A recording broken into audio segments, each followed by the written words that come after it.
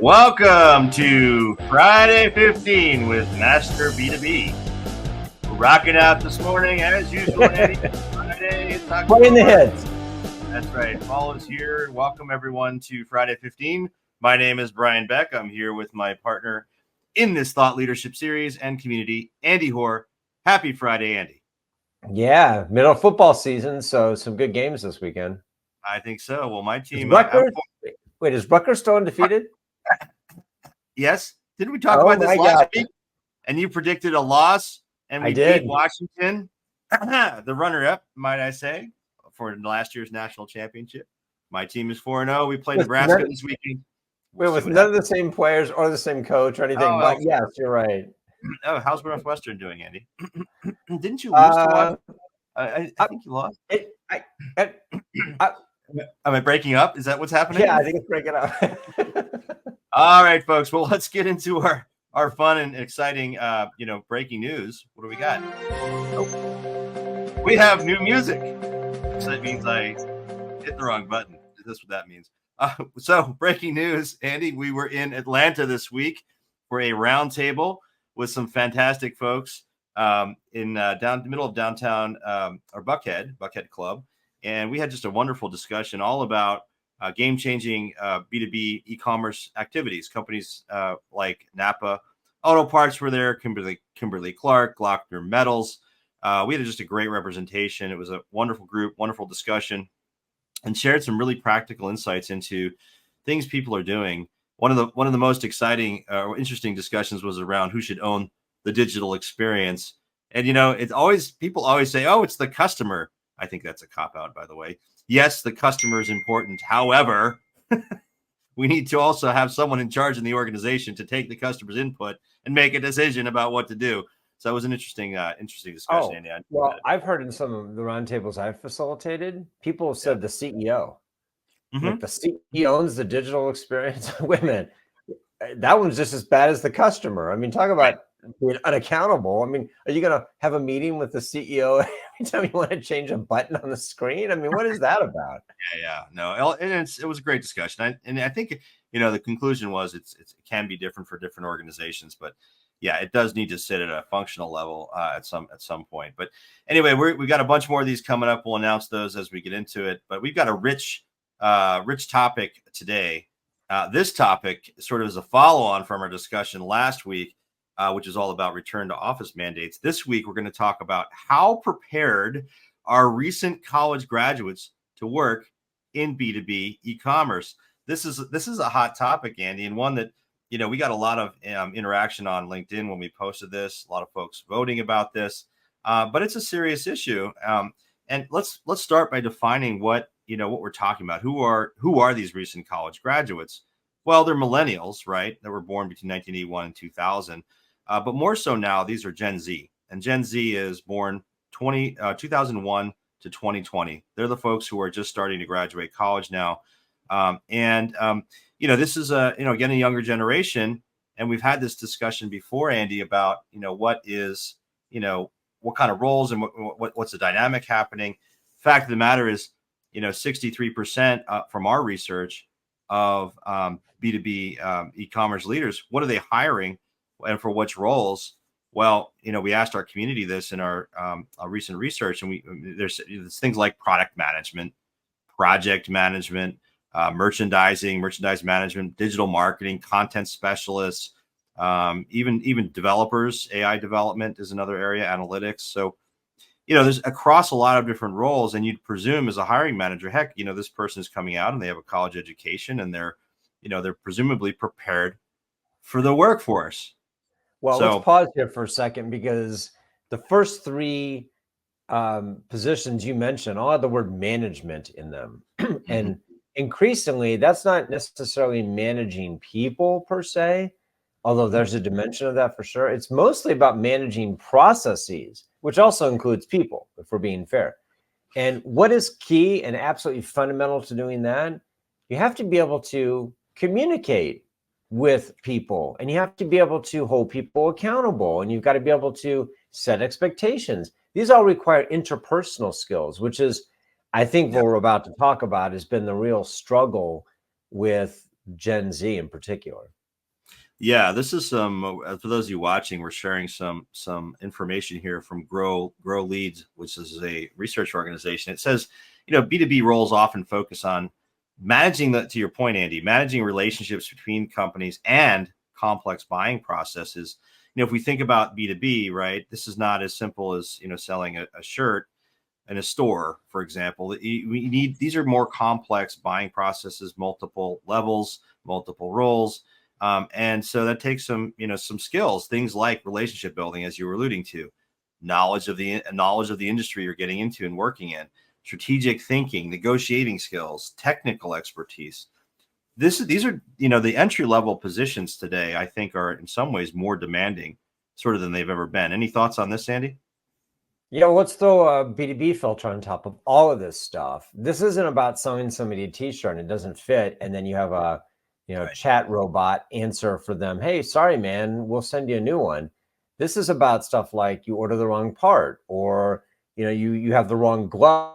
I was talking to somebody yesterday who was a distributor of gloves, and if you don't use the right gloves in the right clean room environment, you can Right. contaminate it and cost millions of dollars in damage. So there's a little margin for error, very little margin for error here. And, I would say even back up on this industry knowledge thing for a moment.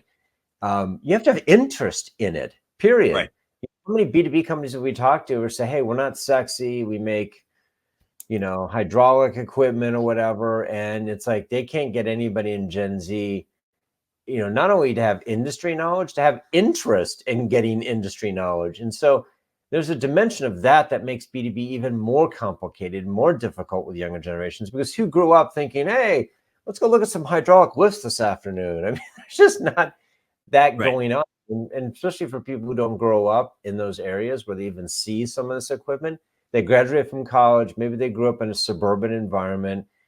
Somebody says, hey, we're a $5 billion company that manufactures, again, electrical capacitors. Like, what's an electrical capacitor? I mean, we do run into a lot of that as well. But yeah, it's all about getting people motivated, making sure they do what they're doing, having a maturity about you, but most importantly, having an interest in the industry and be able to talk. Right. So what started all this discussion, or our thoughts on talking about this week, was this report that was done by intelligent.com that came out in September, just last month. And it talked about some of the challenges that companies are having with hiring recent college graduates. So just to share some statistics on that, it's really amazing that, for example, the report asked a question. This is about almost 1,000 people they surveyed, managers. How many of the recent college graduates you hired this year have been successful at the company? Right. So they asked that question, and only less than 25% said all of them. Quite a few said some, like 61 or 62% said some, and then over 10% said only a few, right? And there was a cohort that said none at all. So what this leads to, essentially 75% of companies are reporting that some or all of the recent college graduates they hired are unsatisfactory. They're not meeting the Yeah. goals.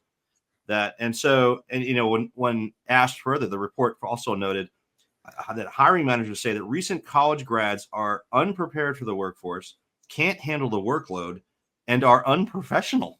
I mean, this is that's what are what are they? Other than that, they're great. Goodness gracious. So I'd love to see a report on our generation, Gen X, Andy, what they would have said, Well, 20 we'll get years to ago. that in a second. Yeah. I know, but here's the report went on further to understand and ask, why haven't the college graduates been successful? And they asked that question as well. And one thing that stood out to us is poor communication skills is one of the top answers. What do you take from that, Andy? Well, yeah, number 4 behind lack of motivation. Oops. Lack of professionalism, like you just pointed out, poor Yep. organizational skills. Man. But this communication thing is a particular problem. And I think, and I hate to say this, in particular, it's a problem for young men versus young women. There's been a bunch of research that's been done about this. And a lot of it's because they spend so much time on screens and interacting with non-humans Yeah. that, Right. in fact, there was a study done where they took the iPads and they took the tablets and the smartphones away from a group of boys and frozen. girls. And Yep. the girls, within some period of time, started to interact with her and talking to one another. But the boys just sat there. Again, these are young kids, but they've been so conditioned to working with these devices that they didn't know how to interact with people. And I think that doesn't really end. If you don't address that problem at some point in your life, it's going to continue. So this poor communication skill thing, and you and I were talking about this before we went on air, that there are some theories about the kind of people you should hire. And you mentioned something that you have a friend who has a PhD in organizational behavior or something, and said something about what kind of people actually tend to have better communication skills. Do you want to share that? Yeah, so I knew we were talking about this today. So I just so happen to have a friend, Dr. Corey Castillo, who has a PhD in organizational leadership and effectiveness. And I asked him the question. So what do what is it? So, okay, so we've got this whole cohort of folks who apparently don't have motivation and poor communication skills, et cetera. He said something really interesting. I said, what does a manager to do about this, right? Where do you go to find those people? He had this concept. He sent me a paper he wrote about this. He said this has a concept, he calls it a story of service. He has this concept called really, it's all about interpersonal acuity is how he defines it. And it's, when there's the interaction and communication is a major determinant of individual performance in an organization, individual's performance. So he said, he asked a question here, where might I search for talent with high interpersonal acuity? His answer, what he found in his research, is the candidates with direct service experience. So people working at, Starbucks or the coffee shop or McDonald's or, whatever, a service oriented organization. And it's because it teaches that interpersonal, acuity, that ability to relate and collaborate based on interpersonal experience, bringing that to a sort of a e-commerce, and we're talking e-commerce, of course, here, e-commerce role, an entry level role. Not only will they be sort of grateful for the role, but also will have the sort of background and just knit and the grit. Sorry, not knit, but the grit to actually not only appreciate it, but get the work done and communicate effectively. Think about someone who's at a coffee shop interacting with 500 customers each day, with people yelling at them about all kinds of things, then having to get these. So it's just versus the person who walks out having a 4.0 GPA from an Ivy League school, who may not have that experience. And that was his point, right, in saying that. So where do we go? Service industries. Wait, but are you talking about the person who works at the coffee shop where they go and grab your coffee and then walk up to you and turn the tablet around and ask for a tip for doing their job? Is that the person you're talking about? Yeah, shut up. Yeah, okay, fine. But that is just one element. When I worked at McDonald's in high school, we didn't have anything like that. And there was nothing like having somebody yell at you because they claim you never gave them their fries. And, yes, it's like, well, I know I did because I put it in the bag. So somebody took the fries and they ate them. And now you're just coming back asking for more fries. But the customer's always right. So you had to smile and say, I'm sorry, sir, here are your fries. So that's real customer service. Yeah, no, agreed. I mean, but look, at the end of the day, this isn't, is this really new, Andy? I mean, isn't this? I mean, we heard this about millennials. We heard this about Gen Z.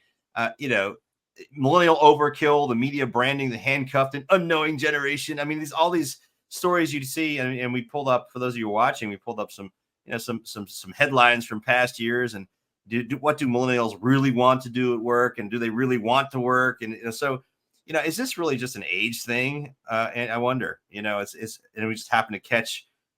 We're indicting Gen Z right now because of their age more than anything else. I wonder. Yeah, I mean, this is an age-old discussion in a way. People always complain about the next generation. They're soft. They don't know how to do anything.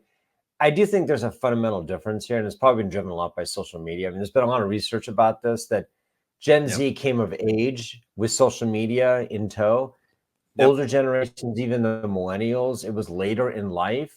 And in those formative early teenage years, when you're spending all your time on, Instagram and Snapchat and TikTok, you're not developing as a person. Whereas if you get stuff that hits you when you're in your 20s, at least you're an adult at that point, like it was with millennials. So I think we just did a big experiment, sadly, on a whole generation, and we're going to find what happened. But the early reports are not great. Well, I mean, here's the data from this report intelligent.com put out. The fact is 6 in 10 firms had to fire a recent college grad this year in 2024. 60% fail rate, you know, in terms of, you know, just having to release some portion of the folks that were hired in this cohort. So, you know, clearly that's not a good track record. We went to our community too, Andy, and we asked them, and LinkedIn, you know, we got quite a few comments about this. This is one that came in from Rick Wingender. Rick is director of integrated marketing at Mueller Sports, and he actually studied this as part of his graduate work. He studied this phenomenon.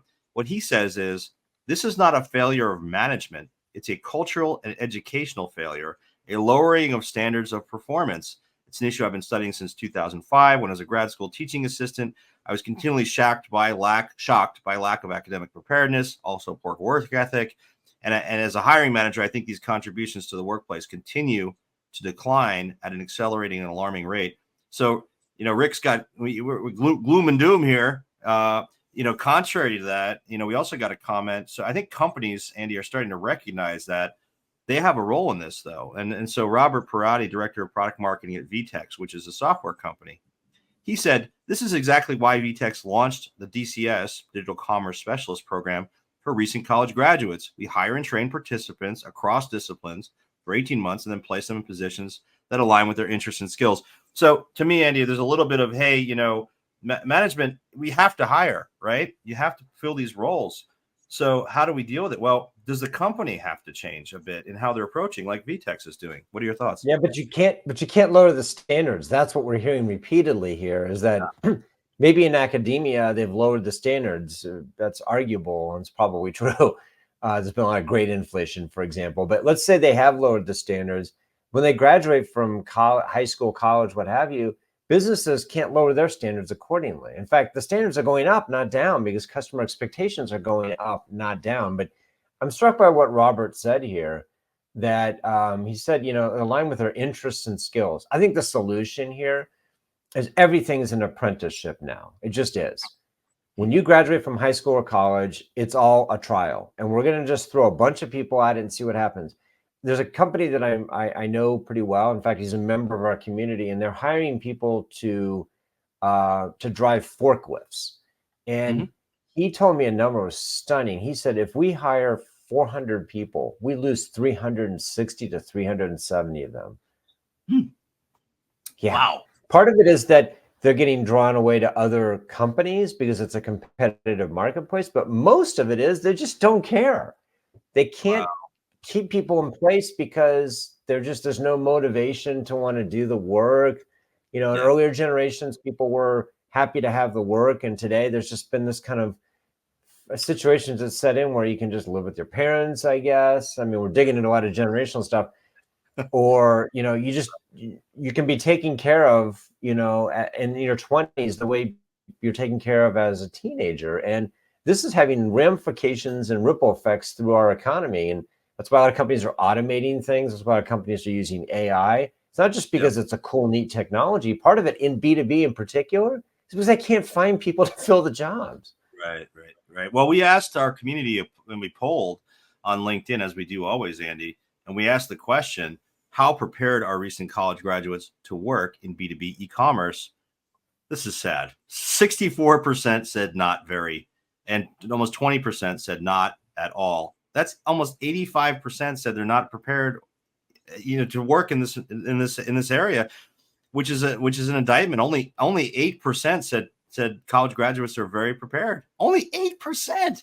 That's crazy. Most of the people that respond to our poll are, you know, hiring managers. They're more senior. So go ahead. And Brian, these are recent college graduates. Keep that in mind.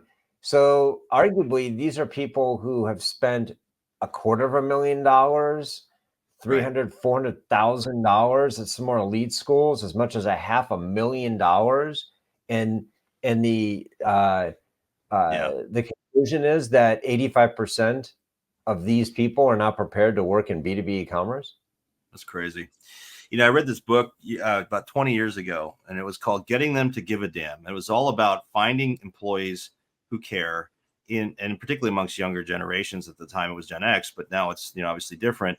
But it's been an enduring problem, and I think, you know, some of the things we've seen here is that it could potentially be, you know, getting getting worse. I'm not, but that book gave me some, some optimism then, and it does now. And that, how do you find the folks? And there's really some methodologies, like Dr. Castillo was saying, Corey, it's looking in specific places like service industries to find the right talent. So anyhow, this is and by the way, on a positive note, what I've found personally is when you do find somebody who is skilled and talented and interested, they just stand out far more than they used to now. There are people like this, for sure. There are people who are motivated. There are people who are interested. There are people who are excited and reliable and can communicate.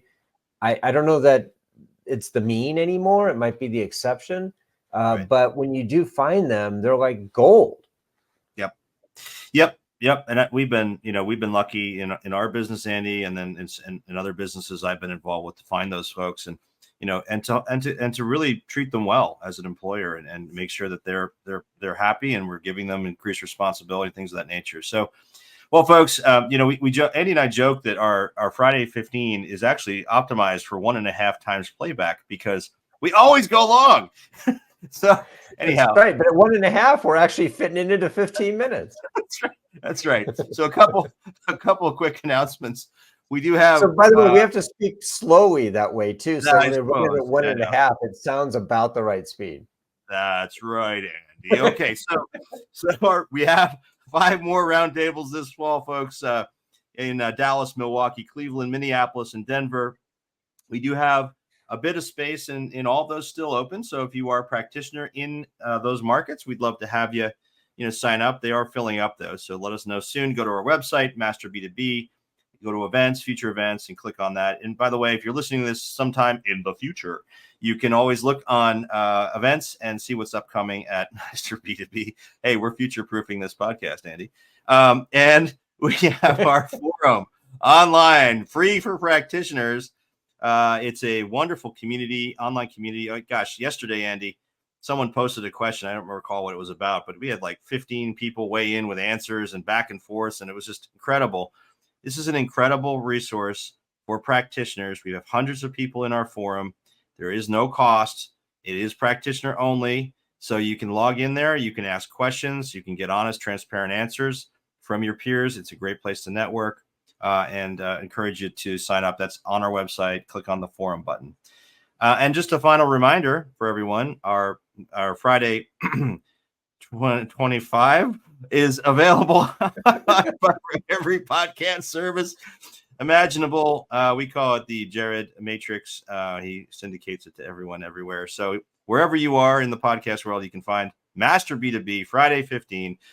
And that's wraps us up for this week, Andy. Any final words to make this even longer? Yeah, no, next week we'll have a double update because you're going to be in Dallas. I'm going to be in Minneapolis or in Milwaukee. Yes. And we'll have more to update on with our local conversation. So looking forward to that.